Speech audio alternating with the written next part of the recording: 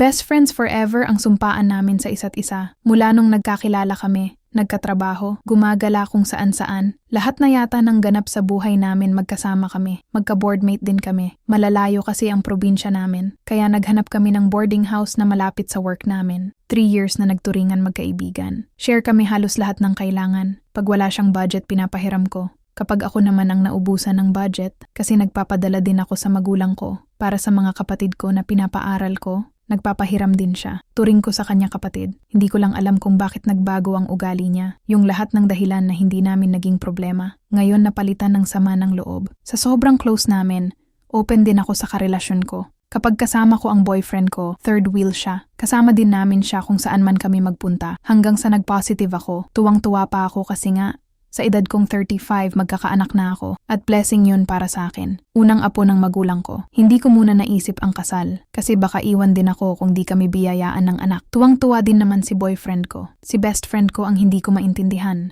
Parang hindi masaya sa nangyayari sa buhay ko. Maraming nagbago sa kilos niya. At kapag magkakasama kaming tatlo, may mga ginagawa siya na hindi ko inaasahan. Umabot ng 8 months, nahuli ko si best friend at boyfriend ko. May ginagawa sila na di ko inaasahan. Hindi ko matanggap kung kailan malapit na ako manganak. Ang sabi lang sa akin ni best friend, hindi niya sinasadya. Kasi hinayaan ko silang mag-inuman dalawa habang nasa isang beach resort kami. Hindi naman ako pwedeng uminom dahil sa kalagayan ko. Hindi ko talaga akalain na mangyayari yun ganun. Lumipat ako ng room para ma-relax at hindi ma-stress. Tinawagan ko yung ibang friends namin para sunduin ako. Hindi nila alam na kasama ko yung dalawang sinungaling. Almost 3 months na palang may relasyon. Tinago nila sa akin yung relasyon nilang puno ng kasinungalingan. Yung tinuring kong best friend ang sumulot sa tatay ng magiging anak ko. Lumipas yung araw na nakikiusap si boyfriend ko na mag-usap daw kami. Hindi ko alam kung tatanggapin ko pa ba ang rason niya para lang sa anak ko na ipapanganak ko pa lang. Magmukha lang kaming buo na pamilya. O one mistake is enough at dapat iwasan ko na siya. Hindi ko alam kung tuloy pa rin ang relasyon nila. Natatakot akong malaman kasi mismong best friend ko ang gumawa.